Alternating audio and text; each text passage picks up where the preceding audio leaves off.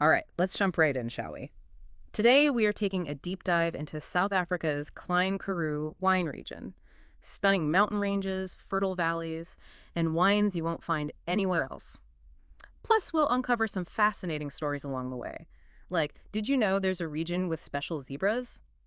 And the story of a lone elephant. Well, you picked a fascinating region for our deep dive. The Klein Karoo is truly unique. I mean, geographically speaking, it's pretty remarkable. Instead of those typical sprawling, flat vineyards you often see, Yeah. you have vineyards clinging to slopes and riverbanks tucked between these mountain ranges.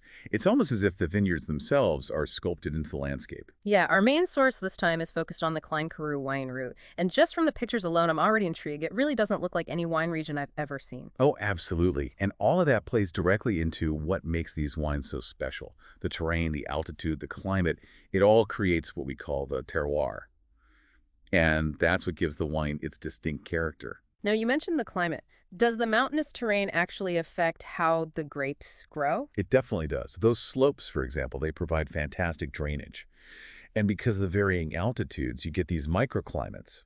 So like different pockets within the region might have slightly warmer days or cooler nights. And those subtle differences, they have a huge impact on how the grapes develop. It really is fascinating. It is. And speaking of fascinating, our source also mentions the Eastern Cape province, which, from the sounds of it, offers like a completely different side of South Africa. Yeah, the Eastern Cape is really a microcosm of all the things that make South Africa so incredible. You've got dramatic coastlines, rugged mountains, ancient forests, plus historical sites, and just tons of wildlife. It's like you get a taste of everything in one place. Exactly. Like, for instance, there's the Tsitsikamma National Park, which has this incredible suspension bridge. I mean, picture this. You're hiking through these lush forests, and then suddenly you come across this bridge stretching over a dramatic gorge with the Indian Ocean crashing below. Whoa, that sounds incredible. I'm adding that to my bucket list. And that's just one example, right? Oh, yeah, there's just so much to discover, Hmm. whether you're a history buff or an adrenaline junkie, Yeah. or just someone who loves to soak up nature's beauty. It's got something for everyone. Now, I also wanted to talk about something that really caught my eye. Have you heard of the lone elephant of Nizhna? Oh, yeah, that's a pretty incredible story. Our source has this whole Around the Web segment dedicated to it. And there's a documentary coming out about it next year. Apparently, it's going to explore whether they can reintroduce elephants to the Nizhna forest, which is where this lone elephant roams. Oh, wow. So there used to be a whole population there. Yeah, but sadly, habitat loss and human activities pretty much wiped them out. Yeah. And now there's this one elephant left. It's a pretty poignant story. It really makes you think about the impact we have on the environment and what we can do to protect these incredible creatures. Speaking of which, our Around the Web segment has a ton of other cool things going on. Like, one article highlights a 10-day adventure itinerary. It starts in Johannesburg and ends in Cape Town, with a stop at Kruger National Park along the way. Oh, that sounds amazing. Mm. Kruger's just mind-blowing. So much wildlife to see. Exactly. I mean, what more could you ask for? And if you're a foodie, there's a place in Cape Town called the Curry Club. Apparently, they let you customize the spice level of your curry, from mild to inferno. Oh, wow. I wonder how hot Inferno actually is. I'd be a little nervous to try that one. Right. Maybe start with medium and work your way up. But Yeah. hey, if you're feeling brave and for something a little different, the article also talks about unique experiences in Pretoria, like beyond the usual tourist stuff. That's cool. I always love finding those hidden gems, the things you don't see in every guidebook. Yeah. And I gotta mention the zebras. Apparently you can spot mountain zebras in the Klein Karoo. Oh, right. I forgot about those. Mountain zebras are pretty cool. They're smaller than plain zebras, and their stripes are a bit different. They've adapted perfectly to living in the mountains. Now, before we get carried away, there is one practical piece of advice from our source, and it's to book everything in advance, especially if you're traveling during peak season. Yeah, that's definitely good advice. Things can book up quickly, especially the popular attractions and accommodations. So plan ahead and make those reservations early. Okay, so before we wrap up this first part of our deep dive, I have to mention one more thing from our Around the Web section. It's a social media post that shows a poolside view in Camps Bay. Oh, I think I saw that one. It was like a postcard come to life. Just beautiful. Right, it makes you want to book a flight immediately. And of course, we can't forget about the food. Our source recommends trying Cape Malay pickled fish. Oh, yeah. That's a classic South African dish. It's a bit sweet, a bit sour, and a bit spicy. Really unique and flavorful.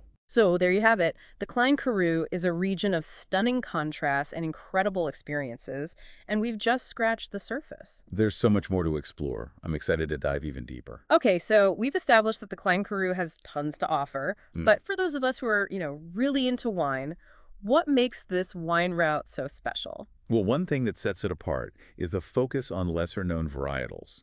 You're not going to find, like, your typical Cabernet Sauvignon or Chardonnay dominating the scene here. Oh, so it's a chance to discover something new. Absolutely. You'll come across South African grapes you might not have heard of before, like Pinotage is this robust red wine full of character, Okay, I'm intrigued already. and Chenin Blanc, too. It thrives in the warm climate there. Produces these wines with vibrant acidity. See, this is what I love about exploring different wine regions. You get to expand your palate Yeah. and really appreciate the diversity of what's out there. And isn't it cool that they're not just focused on making unique wines, but they're also doing it in a way that's environmentally conscious? Oh, yeah, for sure. A lot of the winemakers in the Klein Karoo are committed to sustainability.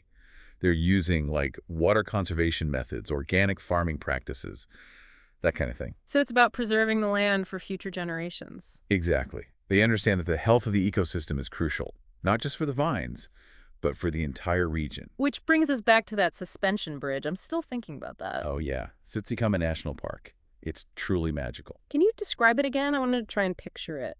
Okay, so imagine you're hiking through these ancient forests, right? The air is fresh, you're surrounded by this lush greenery, and then you reach this point where the forest opens up. And there it is, this incredible suspension bridge stretching out over this massive gorge. You can hear the waves crashing below, and the views are just breathtaking. Whoa, okay, I'm sold. What else should we do while we're there? Well, aside from the obvious hiking trails, you can also take guided tours that focus on the indigenous flora and fauna. Oh, that sounds interesting. Yeah, you could discover hidden waterfalls, see rare bird species, learn about all the native plants and their medicinal uses. It's like a whole other world waiting to be explored. Exactly. It's about going beyond the tourist attractions and really immersing yourself in the natural beauty of the place. Which reminds me of the culinary experiences we were talking about. I'm still thinking about that Cape Malay pickled fish. Oh yeah, that's a must try. I wonder if they have cooking classes. They do. Actually, a lot of wineries in the Klein Karoo offer culinary experiences. Really? Yeah, they pair their wines with local cuisine. That's so cool. You can learn how to make traditional dishes, like the pickled fish, or even a South African braai. What's a braai? It's basically like a barbecue, Hmm. but with a South African twist. Okay, I'm definitely adding that to my list. It's a great way to experience the culture through food. And the wine, of course. It's like everything in the Klein Karoo is connected. Right. The landscape, the wine, the food, the people. It all comes together to create this really special experience. And that story about the lone elephant reminds us that we need to appreciate the delicate balance of this region. Yeah, it's a powerful reminder to travel responsibly and sustainably. So as we're planning our adventures, it's important to consider the impact of our choices. Absolutely. We want to experience these amazing places, but we also want to make sure they're around for future generations to enjoy. Okay, top 3 must-dos, huh? Well, for me, it's got to be visiting one of those smaller wineries, the family-run ones that specialize in those unique South African grapes. Like the Pinotage and Chenin Blanc we were talking about. Exactly. It's like getting a real feel for the passion and the craft. Yeah. Plus, you might even get to chat with the winemaker themselves. Yeah, it'd be amazing. All right, what about number 2 on your list? Number 2, no question, it's that suspension bridge. I mean, Tsitsikamma National Park, that whole experience, hiking through the forests, feeling that ocean breeze, and then standing on that bridge high above everything. Just wow. I'm right there with you on that one. Okay, so we've got wineries and we've got hiking. What's your third must-do? All right, for my third, I'd want to dive into the culture a bit more. Maybe visit one of the local towns, see a traditional music performance, or you know what, maybe even take a cooking class. Oh, yeah. Learn how to make that Cape Malay pickled fish. Exactly. It's about experiencing the heart and soul of the region, not just the tourist attractions. And that's what's so great about this deep dive. We've explored so many different facets of the Klein Karoo, from the mountains and the vineyards to the food and the culture. And the wildlife, don't forget the wildlife. Oh, right, the zebras, the lone elephant. It's just amazing how much there is to discover. And I think that's the beauty of taking a deep dive. It opens up a whole world of possibilities. And it leaves us wanting more. So to our listeners, we'd love to hear what stood out to you. What would be at the top of your Klein Karoo bucket list? Let us know. And until next time, keep exploring and stay curious.